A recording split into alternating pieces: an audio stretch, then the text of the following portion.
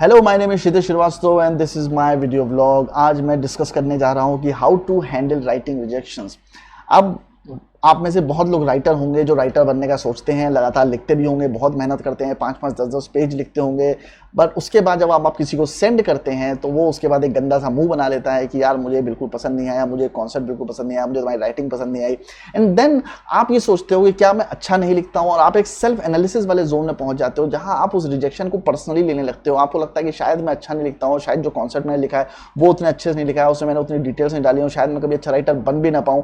और ऐसे बहुत सारे नेगेटिव क्वेश्चन है जो आपके दिमाग में आते हैं। और मेरे साथ भी ऐसा होता था कि शुरुआत के दिनों में जब मैं कुछ लिखता था तो लोग उसके कुछ तारीफ करते थे, ज्यादातर लोग बुराई ही करते हैं। और मैं उस सेल्फ एनालिसिस जोन में चला जाता था जहां मैं 3-4 दिन तक अपने आप को कमरे में बंद कर लेता था और फिर सोचता था कि कैसे मैं अपने आप को इंप्रूव कर सकता हूं और क्यों मैं अच्छा नहीं लिख पा रहा हूं, क्यों इतने सालों से मेहनत करने के बाद भी मेरी जो राइटिंग है वो उतनी अच्छी नहीं है जितनी बाकी लोगों की होती है, और क्यों ऐसे राइटर से मैं मिलता हूं जो अच्छा नहीं भी लिखते हैं फिर भी उनके कॉन्सेप्ट्स अप्रूव हो जाते हैं, फिर भी उनकी राइटिंग लोगों को अच्छी लगती है। तो ऐसा क्या है जो इन चीज़ों को अच्छा बनाता है या खराब बनाता है? तो बेसिकली जब आप राइटिंग करोगे या किसी भी फील्ड में जाओगे तो आप बहुत रिजेक्शन फेस करोगे। और ऐसा मेरा मानना नहीं है, ऐसे मैं बहुत सारे राइटर से मिला हूं जो सालों साल रिजेक्ट होते रहे, जो फिल्म लाइन में रिजेक्ट होते रहे और अभी भी हो रहे हैं बेसिकली। सो ऐसा कुछ नहीं है कि आप का कोई कॉन्सेप्ट पास हो जाता है तो आप बहुत अच्छे राइटर बन जाते हैं, कॉन्सेप्ट पास नहीं होता तो आप बहुत खराब राइटर बनते हैं। Basically it's all about perception. जो भी आप लिखते हो जरूरी नहीं है सामने वाला उसको उसी तरह से पढ़ रहा हो, नहीं पढ़ रहा हो। बहुत सारी चीजें होती हैं जो बिटवीन द लाइन्स होती हैं, जो जब सामने वो बैठेगा तो तब आप उसको एक्सप्लेन कर सकते हो। पर उसके बाद भी एक बहुत इंपॉर्टेंट चीज है जो आपको समझनी पड़ती है कि रिजेक्शन 100% होंगे। मैंने जो कॉन्सेप्ट लिखा था वो किसी आदमी की बायोग्राफी थी जो खुद ही वो लिखवा रहा था अपना कॉन्सेप्ट, तो वो उसकी अपनी ही बायोग्राफी थी। अब उसमें सबसे बड़ी प्रॉब्लम ये होती है कि जब वो आदमी पढ़ रहा होता है तो उसमें वो अपने आप को ही देखना चाहता है, मतलब हर सीन में हर एक लाइन में वो अपने बारे में कुछ लिखा हुआ देखना चाहता है, वो अपने हीरोइज्म दिखाना चाहता है। अब जब आप स्टोरी लिखते हो तो उसमें मल्टीपल कैरेक्टर्स होते हैं तो वो सारी चीजें आप उसमें इनकॉर्पोरेट नहीं कर सकते। Then again there is a limitation. Then उसने जो कहानियां सुनाई है जरूरी नहीं है वो बहुत ही ड्रामेटिक हो, बहुत ही इंटरेस्टिंग हो, पर वो उनको वहां पे डालना चाहता है। तो आप क्या करते हो कि आप उन सब चीजों को इकट्ठा करते हो और उनको एक कनेक्शन से बिल्ड करते हो और फिल्मों के जो लॉजिक्स हैं उससे उनको पिरोने की कोशिश करते हो। And this is how any story gets better. कोई भी स्टोरी फर्स्ट ड्राफ्ट में कभी भी अच्छी नहीं होती। तो अगर आपने किसी को फर्स्ट ड्राफ्ट भेजा अपने इस कहानी का और उसको नहीं पसंद आता है तो आप उस कहानी को रिजेक्ट मत कर दीजिए, क्योंकि कई बार ऐसा हुआ है कि मैंने कुछ कहानियां हैं जो मैंने लिखी हैं और मैंने कई लोगों को भेजा है तो उन्होंने रिजेक्ट कर दिया है। उन्होंने कहा ये बहुत बकवास है, कहानी में अच्छी नहीं लगी, ये कहानी नहीं चल पाएगी, इंडस्ट्री में ऐसा है, इंडस्ट्री में वैसा है। 50 तरीके की चीजें बताएंगे। जैसे सबको इंडस्ट्री के बारे में सब कुछ पता है और सबको पता है कौन सी फिल्में हिट होती है, कौन सी फिल्में फ्लॉप होती है, कौन सी राइटिंग हिट होती है, कौन सी राइटिंग खराब होती है। सबको ऐसा लगता है सब कुछ पता है, सबको एक आइडिया है उस चीज का, सब लोग एकदम से क्रिटिकल रिव्यूअर बन जाते हैं। बट वो जो कॉन्सेप्ट जो 1000 बार रिजेक्ट हुए हैं वो कभी मैं किसी को भेजता हूँ वो आदमी कहता है यार बहुत बढ़िया लिखा है, ये कॉन्सेप्ट तो मैं खरीदना चाहता हूँ तुमसे। सो बेसिकली दोनों तरीके के लोग एग्जिस्ट करते हैं। ऐसा कोई भी कॉन्सेप्ट नहीं है जो यूनिवर्सली हर कोई आपका लाइक करेगा। सो जो भी आप पिच करो कॉन्सेप्ट उसको ये सोच के मत पिच करो कि वहां से बहुत अच्छा ही रिस्पांस आने वाला है। हो सकता है वहां से बहुत खराब रिस्पांस आए, उससे सीखो, उसमें चेंजेस करो। अगर चेंज नहीं करते हो तो कहीं ना कहीं आपको अपने ऊपर भरोसा रखना पड़ता है, बिलीव रखनी पड़ती है कि जो भी आप लिख रहे हो वो एक अच्छी चीज लिख रहे हो और आप उसको आगे बढ़ाओ। उसमें रोकने की जरूरत नहीं है, क्योंकि बहुत सारे कॉन्सेप्ट्स बीच में रुक जाते हैं। लाइक आपने अच्छा एक और चीज जहां बीच में मैंने जो बोला कि बीच में रुक जाते हैं उससे मैं रिलेटेड एक बहुत इंपॉर्टेंट बात बताना चाहता हूं कि जब भी कोई कॉन्सेप्ट आप किसी को भेजें तो कभी भी उसको आधा मत भेजें।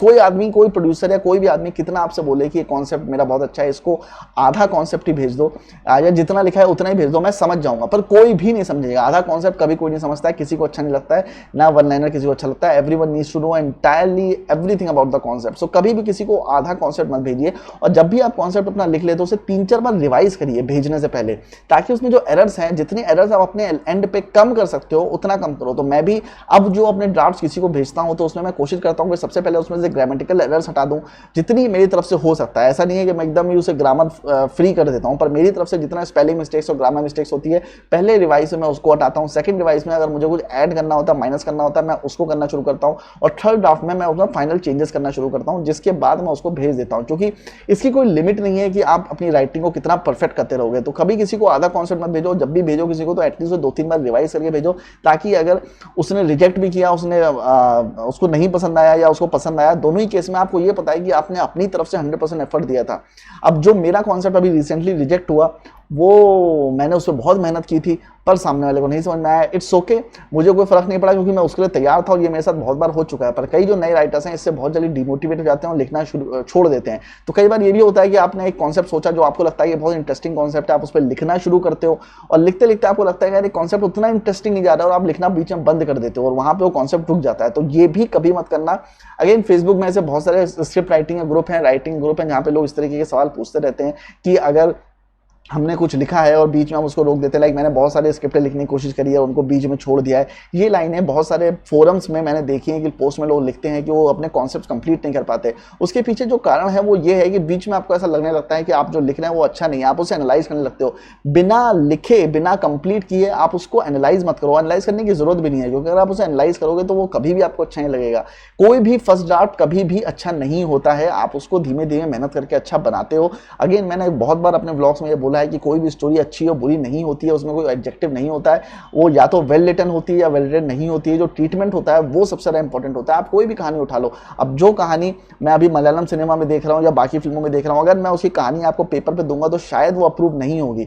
पताल लोक जैसी फिल्म की, पताल लोक जैसे वेब सीरीज की कहानी अगर मैंने किसी को पकड़ाई होती है ओटीटी में तो उसने शायद मुझे बेइज्जती के साथ भगा दिया होता, क्योंकि मेरा इतना नाम नहीं है। पर क्योंकि पताल लोक जैसी वेब सीरीज अनुष्का शर्मा के प्रोडक्शन हाउस से आ रही थी और सुदीप शर्मा नाम का राइटर लिख रहा था जिसने अनुष्का शर्मा की 2-3 फिल्में लिखी हैं, तो इसलिए उसको डिसअप्रूव करने का कोई लॉजिक था नहीं और लोग उससे वहां पे बहुत सारा अकड़ नहीं कर सकते। पर जो नए राइटर्स होते हैं उनके सामने लोग बहुत ज़्यादा चेंजेस बताते हैं। अब ऐसे कुछ प्रोड्यूसर से भी मैं मिला हूं जो आपको लगातार चेंजेस बताते रहेंगे, क्योंकि उनको लगता है कि क्रिटिकल होना बहुत ही इंटेलेक्चुअल चीज़ है। उनको लगता है कि उनको सिर्फ खामियां ही देखनी है। तो ऐसे बहुत सारे एग्जीक्यूटिव से मैं मिला हूं जो इनिशियली मुझे समझ में नहीं आता था कि वो मेरे कॉन्सेप्ट में इतने सारे पॉइंटर्स, इतनी सारी मिस्टेक्स कैसे निकाल देते हैं, इतने सारे नेगेटिव पॉइंट्स कैसे निकाल देते हैं। बाद में जब मैंने उनको कुछ कॉन्सेप्ट भेजे तब मुझे पता चला कि यार ये तो जब पढ़ रहे हैं तो वो सिर्फ नेगेटिव पॉइंट्स ही देख रहे हैं, वो उसमें लूप होल्स ही फाइंड कर रहे हैं, वो उसी माइंडसेट से उसको पढ़ रहे हैं कि इसमें क्या गलत हो सकता है जो मैं सामने वाले राइटर को बता के इंटेलेक्चुअल अपने आप को साबित कर दूं। तो ये एक बहुत बड़ा सिंड्रोम है। तो इसके लिए मैंने एक एक्सपेरिमेंट किया था। एक बंदे ने मुझसे कुछ कॉन्सेप्ट्स मांगे तो मैं उसको अक्सर 10 कॉन्सेप्ट्स भेज देता था या 10 वन लाइनर्स भेज देता था। तो एक बार मैंने उसको 5 अपने लिखे हुए वन लाइनर्स भेजे और 5 जो सक्सेसफुल फिल्में हैं जो शायद उसने नहीं देखी होंगी उसके, मतलब मैंने ऐसा जूम कर लिया था कि उसने नहीं देखी होंगी, उसके वन लाइनर्स मैंने निकाल के भेजे जो कि स्टूडियोज ने अप्रूव किए थे, जो कि हॉलीवुड स्टूडियोज ने अप्रूव किए थे। वो वाले वन लाइनर्स मैंने नेट से निकाल के उसमें 5 वो वन लाइनर्स डाले और उनको मिक्स कर दिया, उसको भेज दिया। आप विश्वास नहीं मानेंगे, उसने 10 के 10 वन लाइनर रिजेक्ट कर दिया। आप समझ रहे हो मतलब क्या है कि बेसिकली जो हॉलीवुड ने एक्सेप्ट कर लिया था वो ये रिजेक्ट कर रहे हैं because they can not think in those terms. Everyone, यहाँ पे लखनऊ में भी लोग मुझे ऐसे मिल जाते हैं जो बताते हैं, जो मुझे बताने की कोशिश करते हैं कि क्या वर्क करेगा क्या नहीं वर्क करेगा। I don't know who gave them this authority और what research they have done और what authority do they have to tell you that they know what works in the market and what doesn't works in the market. क्या हम आपके कौन बनाने से पहले किसी ने ये सोचा था कि हम आपके कौन जैसा शादी का वीडियो जैसी फिल्म जो है वो चलेगी जिसमें 14 गाने होंगे, वो ऐसी फिल्म कुछ वर्क करेगी? अगर ये फिल्म मैं किसी के पास लेके जाता, अगर चूंकि सूरज बड़जात्या ने ये पिक्चर तो अपने पैसों से बनाई थी, पर अगर कोई नया डायरेक्टर इस पिक्चर को बनाना चाहता तो क्या उसको बना पाता? बिल्कुल नहीं बना पाता, क्योंकि कोई भी प्रोड्यूसर डिस्ट्रीब्यूटर उसको डिस्करेज कर देता है कि यार 14 गाने वाली पिक्चर कौन देखने जाएगा, और पिक्चर में कुछ हो भी नहीं रहा है, पिक्चर में सिर्फ शादी का माहौल चल रहा है, आधी पिक्चर में तो सिर्फ शादी हो रही है, उसके बाद एक कॉन्फ्लिक्ट आता है, उसके बाद फिर शादी का माहौल बनने लगता है पिक्चर में। तो बेसिकली पिक्चर एक शादी का वीडियो ही है। सो इस पिक्चर, अब किसी ने नहीं सोचा था कि हम आपके कौन इतना बिजनेस करेगी। हम आपके कौन ने डीडीएल जैसे ज्यादा बिजनेस किया, उसका जो ग्रॉस इन्फ्लेशन एडजस्टेड आप देखोगे कितना पैसा उसने कमाया है, तो वो मतलब इंडिया में वन ऑफ द हाईएस्ट है। आई थिंक शोले के बराबर है, शोले से भी ज्यादा ही है शायद। बट द थिंग इज कि ये कॉन्सेप्ट्स बनते हैं क्योंकि कॉन्सेप्ट्स गट्स पे बनते हैं। तो अगर आप किसी कॉन्सेप्ट पे वर्क कर रहे हो और आपको लगता है कॉन्सेप्ट अच्छा है तो आप अपने गट्स पे वर्क करो। उसमें रिजेक्शन हो रहा है नहीं हो रहा है फर्क नहीं पड़ता। किसी भी रिजेक्शन को पर्सनली मत लो, किसी भी रिजेक्शन को दिल पे मत लो। कोई भी रिजेक्शन फाइनल नहीं होता। लोग रिजेक्ट करेंगे क्योंकि लोगों को चीजें नहीं पता है। लोग कभी भी प्रेडिक्ट नहीं कर सकते कि कौन सी चीज वर्क करेगी, कौन सी चीज वर्क नहीं करेगी। सो अपने गट्स पे, अपनी इंस्टिंक्ट्स पे काम करो। अगर आपको लगता है कि ये चीज अच्छी है तो है, वर्क ऑन इट। उसमें एडमेंट होने में कोई बुराई नहीं है। कई बार लोग ऐसा सोचते हैं, जैसे मुंबई मुझे मिलते हैं कि कई लोग जिद्दी हो जाते हैं कि यार ये कॉन्सेप्ट चलेगा ही चलेगा, पर प्रॉब्लम क्या है कि वो उस कॉन्सेप्ट पे वर्क नहीं करते। वो कॉन्सेप्ट का उन्होंने वन लाइन सोच रखा है, उसको लगता है कि ये चीज चलनी चाहिए। पर अगर आपने किसी चीज पे बहुत वर्क कर रखा है, ट्रस्ट मी वो चलेगी ही चलेगी। वो कभी भी फ्लॉप नहीं होगी। अगर आप बुक लिखते हो और आपने उस पर बहुत मेहनत की है तो वो बुक चलेगी ही चलेगी। सिर्फ मैटर डिटेल्स का है, आप कितनी उसमें डिटेल्स डालते हो, कितना उसके बारे में सोचते हो, जो कि एक बर्निंग डिजायर भी होनी चाहिए आपके अंदर कि मुझे इस कॉन्सेप्ट को एक बड़े लेवल पे लेके जाना है। कोई भी कॉन्सेप्ट आप उठा लो, आप उस पर अगर हिम्मत के साथ आगे बढ़ते हो तो आप उसको एक उसके मुकाम तक पहुंचा दोगे। सो कभी भी रिजेक्शन को पर्सनली मत लो और लगातार लिखते रहो, लिखते रहो, लिखते रहो। लोग क्या बोलते हैं आपके लिखावट के बारे में कुछ भी फर्क नहीं पड़ता उससे। आप कितनी प्रैक्टिस कर रहे हो अपनी लिखावट के ऊपर, आप कितना एफर्ट डाल रहे हो, वो मैटर करता है। So keep writing and get rejected.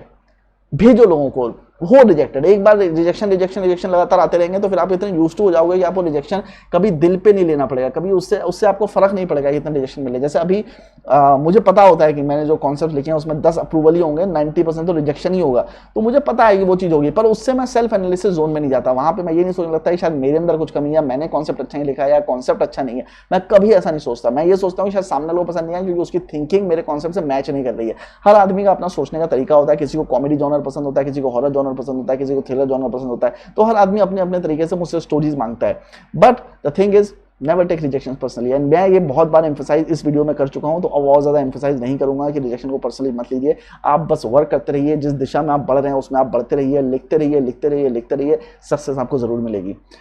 तो इसी पे मैं ये व्लॉग खत्म करता हूं और जल्दी मिलते हैं नेक्स्ट व्लॉग के साथ। Please like, share and comment on my vlog. अगर आपको कुछ और भी पूछना है तो प्लीज उसके बारे में मुझसे पूछिए और मैं उसके बारे में बताऊंगा। सब्सक्राइब करें मेरे चैनल को, क्योंकि मुझे अच्छा लगता है कि लोग सब्सक्राइब कर रहे हैं, नंबर बढ़ रहे हैं, अच्छी बात है। मिलते हैं जल्दी नेक्स्ट व्लॉग के साथ। Bye bye.